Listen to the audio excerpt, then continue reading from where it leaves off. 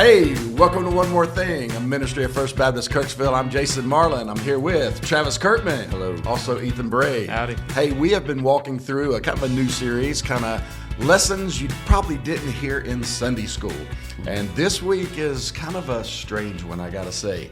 We're going to be in Judges chapter 11 today. And we're going to talk about probably a lesser known judge. And he did something rash. He did something maybe not thought out well. He made a promise to God, and it didn't turn out good for him. So I'm going to let you read the text for us. Judges chapter 11, 29 through 40, and then we'll discuss it. Let's dive in. Jump in. The Spirit of the Lord came on Jephthah, who traveled through Gilead and Manasseh, and then through Mizpah and Gilead. He crossed over to the Ammonites from Mizpah of Gilead. Jephthah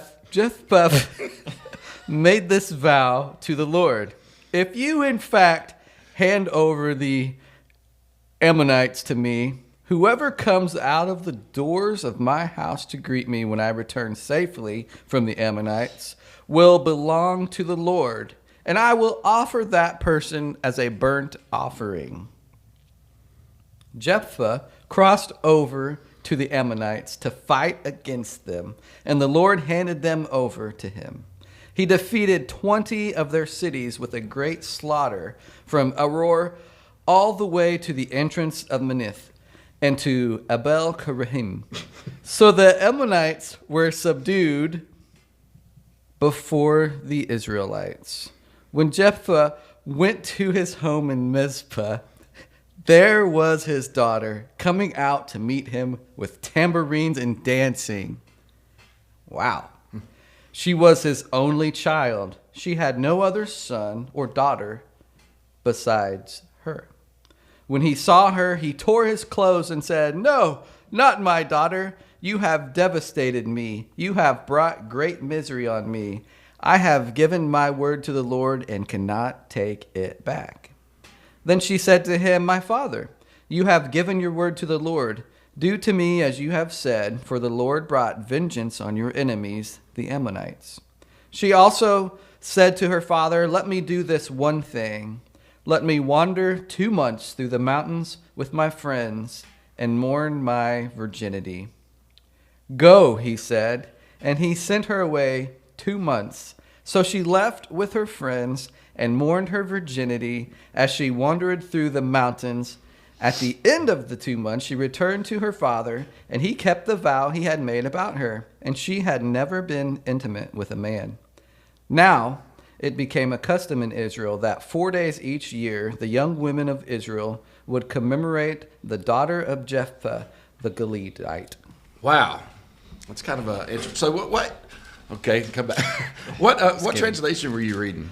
CSB. Okay, all right. I've got the older CSB, so the Holman, the HCSB or whatever. So I was just interested in the way they translated a few things where you could tell what they believed about a certain thing. What do you have? NASB. All right. What did let's see, just for example, verse 30 and 31. Read your 30 and 31. All right. 30 and 31? Yep. Jephthah made a vow to the Lord and said, "If you will indeed give the sons of Ammon into my hand, then it shall be that whatever comes out the doors of my house to meet me when I return in peace from the sons of Ammon, it shall be the Lord's, and I will offer it up as a burnt offering." Yeah, so my translation says whatever, and your translation says whatever, but the new CSB, yours says what? Whoever. Whoever, that's right.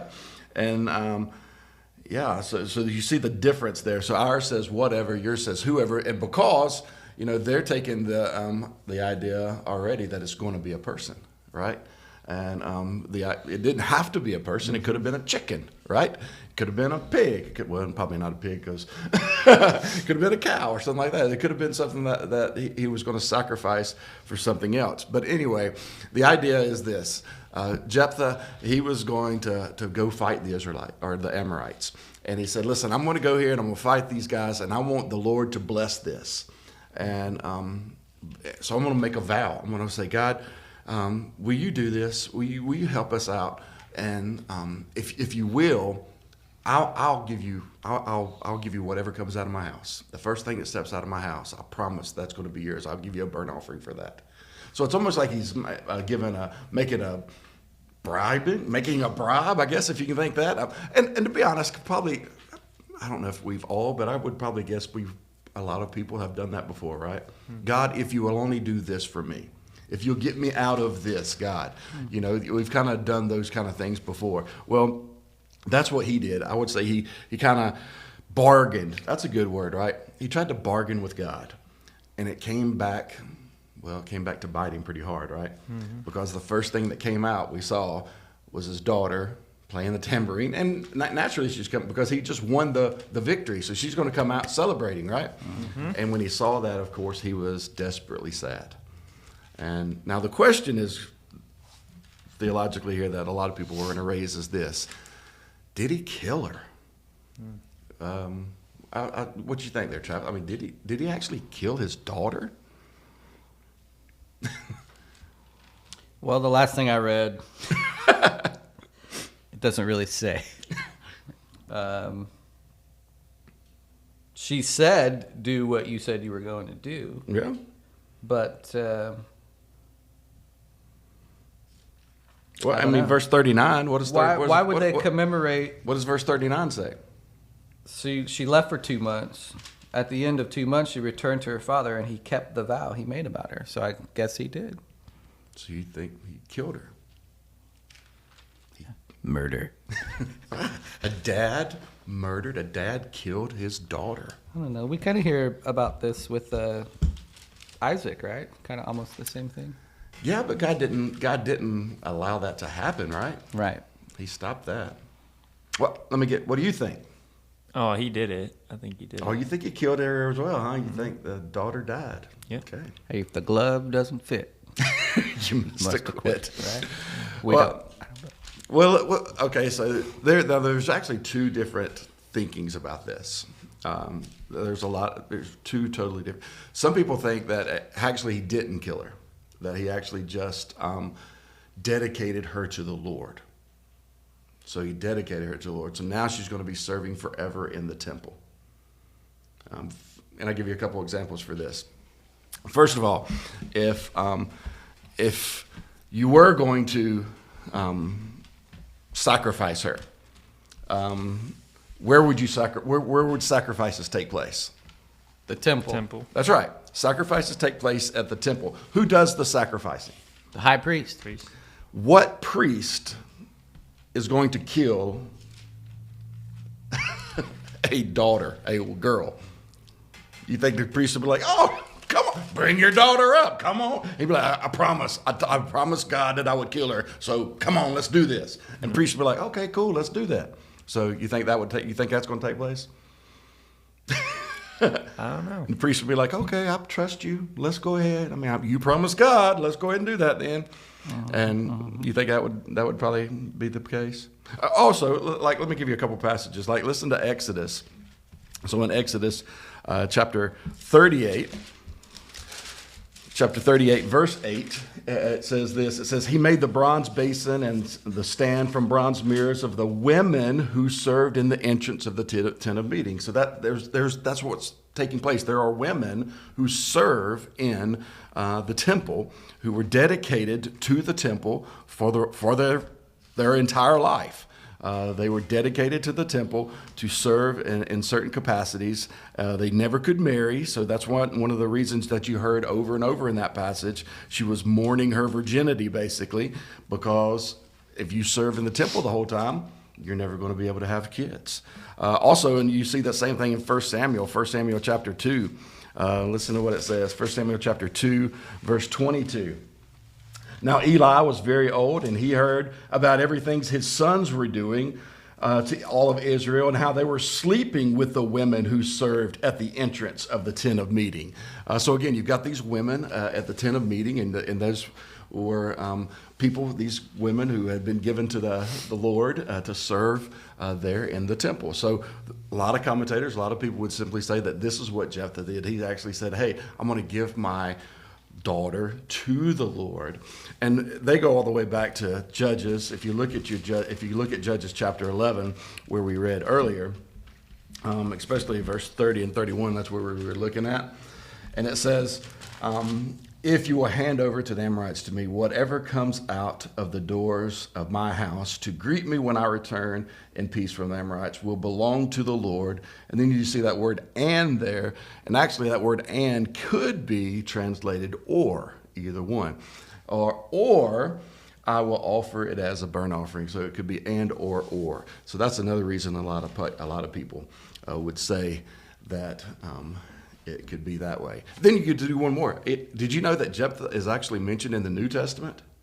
Mm-hmm. He's mentioned in Hebrews chapter 11, verse 32. What's Hebrews 11? Y'all know what Hebrews 11 is? Is that the faith? Yeah, it's the faith. It's the hall of faith. So think about that. Like Hebrews is the hall of faith. So he's listed in the New Testament as somebody to basically look up to almost, right? Like this is the guy who's in the hall of faith. So with all that being said, what do you think? He killed his daughter?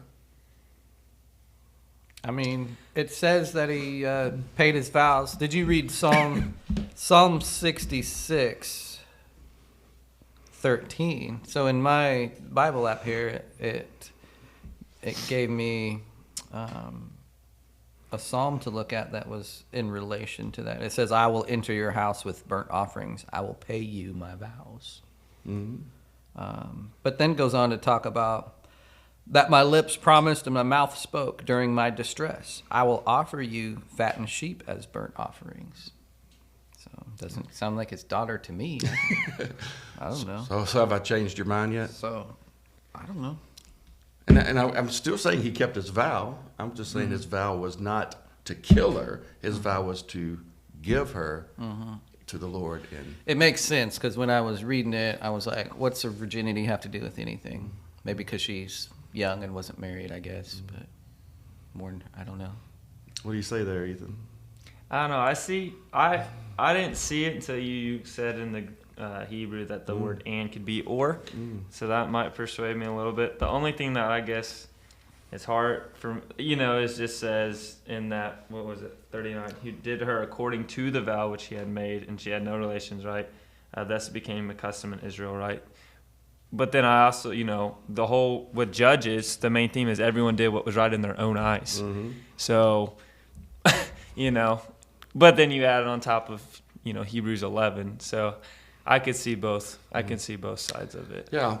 Well, I was just basically playing with you guys the whole time. I mean, that is definitely a view that a lot of people think that it could be a person dedicated to the Lord. However, I also do believe that they did kill the daughter. I believe that they killed the daughter as well, just simply because that's what the text says. Yeah. I like what Martin Luther said. Martin Luther said this, one would like to think that he did not sacrifice her, but the text clearly says that he did.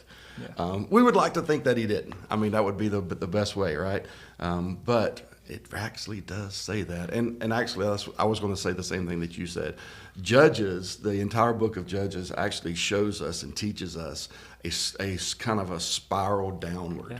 It's a continual of the entire of Israel just going downward, a trajectory of going more and more and more into sin. Mm-hmm. And that's what you kind of see, and you see the Israelites kind of doing what would be a good word? A mixture of religions, yep. A mixture of religions to other outside nations. And the nation that actually you were reading about in this text there were the Amorites there. And their main god was the god Molech. And Molech was the god of child sacrifice. Yeah. So, again, a lot of commentators would sit there and say he was being maybe persuaded by that God and that lifestyle, and kind of interpreting, maybe, God, they like that, so maybe you would like that as well, and foolishly killed his daughter. So let's take some practical lessons. What are some practical lessons we can learn from a story like this? Because obviously we would not say, hey, kill your daughter. That's probably not it, right? So what would be some practical lessons? I think the main thing is don't make a plea with God that you're not willing to keep. Okay, yeah. So don't make a promise, a plea. Don't make a promise with God. I think there's a good passage in that. You got your Bible there. If you're faster on probably that. Ecclesiastes chapter 5. Ecclesiastes chapter 5, verses 2 through 6. Verses 2 through 6. Yeah. Do not be hasty to speak, and do not be impulsive to make a speech before God. God is in heaven, and you are on earth. So let your words be few. Just as dreams accompany much labor, so also a fool's voice comes with many words. When you make a vow to God, don't delay fulfilling it, because he does not delight in fools. Fulfill what you vow. Just like what you said, right? Yeah. If you make a promise to God, do it. And that was probably the best thing we see about him. Mm-hmm. He did actually fulfill the vow that he said. Even though it was a foolish one, it was not a good one. What else can we learn from this passage? You got any other lessons you can think about? It's driving me crazy. But we went over this story when I was in college, and I can't find it. And I literally just read it the other day. It's in one of the first 5 books, the law, but there was something that to get out of your word with the Lord. Like there was a sacrifice, there was something that God instituted that if you made a foolish vow, which I think saying whatever comes out of my house, I'll kill first. Like, what do you think's going to come out of your house, bro? But like but I cannot find it. But there was something the nation of Israel could do other than doing the vow. And because the Lord says don't make basically promises you can't keep. And so there was something, if he was in the law meditating on day and night like he was supposed to, he should have known he didn't have to kill his daughter. But it's driving me crazy. I cannot find it. So, well, I think another thing is just simply this, like, don't rush the Lord. Yeah. Like he's sitting there making this promise with the Lord, and what he should have done is simply this: just trust the Lord. Just don't rush the Lord, just trust the Lord. And what I mean by that is, like, if you go back and read at the very beginning of this story, verse 29, verse 29 starts by this: the Spirit of the Lord came on Jephthah. So why did he even have to make a promise in the first place? He was sitting there hoping, oh God, please be with us and make this victory. Well, guess what? God was with him. So what? The victory was secure. You didn't even have to make a promise. You didn't even have to. God was already with you. The victory was already secure. So you just trust. So really, I think the lesson here is this: walk in faith. You don't have to work on and make these promises to God. You just simply have to trust God. And a lot of times we don't know the full story. We don't know enough of the story that we sometimes worry, and we worry too much, and we make these foolish promises. So, all right, anything else you guys got? That's good. I just really like what you said there, just the walk in faith. We always would say, hey, do the next right thing. So, if you're going through life and you're, recovering from something, or you're just fresh into the church and wondering what your next steps are, just do the next right thing. Just follow the Lord. Yes, God doesn't want your deals. He just wants your trust. So that's what we learned, hopefully, from today. All right, guys. Well, hopefully you've learned another lesson, maybe that you didn't learn in Sunday school. Make sure you're back next week, and we'll do another one. But, hey, Sarah's got a quick little bit of information for you. So listen to one more thing that Sarah's got for you. Thanks, guys. I want to keep reminding you about our discipleship pathway. This is just a simple graphic that shows some of the things that a believer could and should be walking through in their Christian walk. If you have not made a step in your faith in the last couple of years and you're feeling kind of stagnant and God is calling you to do one more thing, we'd love to help you out. A staff member would love to talk to you about what's next for you and look through our discipleship pathway and help you grow in Christ. If you'd like more information about that, you can email us at office@firstbaptistkirksville.com, and we can't wait to see what your next step will be. All right, this is our favorite time of the day, right? We have our first family fun. So it's actually game time, and this is what we look at. This is a time where Jason always wins and Ethan always loses, is really what it is. Not really. It's like, you did have that. And I'm just here for entertainment purposes. That's right. So, Sarah, I think you got something. We have no idea what's going on today. So, what do you got? All right, gonna test your.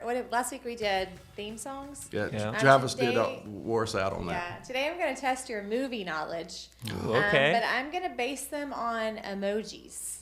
Ooh, So okay. I'm gonna hold up some emoji clues. We'll show them on the screen for those people at home. And then we're not gonna do that like take turns thing because I can't ever remember whose turn it is. We're just going to shout it out. Okay. If you know it, first person to shout it out gets a point. Fair? So you're gonna give us an emoji. How many that emojis does relates it to matter? the movie? Are they just random? It's not like one of them stupid things like where you have to like, like a set of emojis. You have to like make the Name of the movie. That's what she just said. No, Basically what it says. no. I mean, like, You're not doing that dumb thing. Like you have to read the name of the movie book. Like it's like shoe, No. apple, and The emojis are clues. They to the just movie. describe the but movie. it's not like Listen. you have to read. No, Picture yeah. clues. You just sit there silently. Let Ethan guess No. them all. Ready? Ready. First one. Kung Fu Kung- Panda. Ooh, just like that. Let Ethan get them. Ethan, 1 point. Hold up one I'm finger. holding them up. Okay, here we go. Ready? Back to the Future. Nice.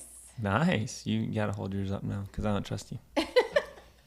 Okay, coming up next. I'm horrible at these. Pulp Fiction. No. John Wick. Men in I know Black. what that is. It's No. not that. It's a I'm a little bit having a hard time remembering gun. it myself. sunglasses. Oh wait, The Matrix. Yes, it is the Matrix. Oh Nice. yeah, The pills, pill. That's right. I Yeah. don't think I've The ever glasses. seen it, but there you go. Okay. Here we go. It could have been Pulp Fiction as well. Wait, how many? That was 3, so 1 to 2 2. to 1 to 0. Hey Travis, you want to play this game? I mean, I'm having hard enough time seeing the pictures. I'm sorry, I tried to magnify it really well. Finding Nemo. Oh, nice. Ooh, nice. Got it. Okay, Okay. I'm in it now. All right, here we go. Next one. Robin Hood. Brave. Braveheart. Brave? Oh. Mockingbird. Hunger Games. There you go. Hunger Games. I kind of got it too. We'll go halvesies. What? No! The Hunger Games Mockingbird. It's Mockingjay.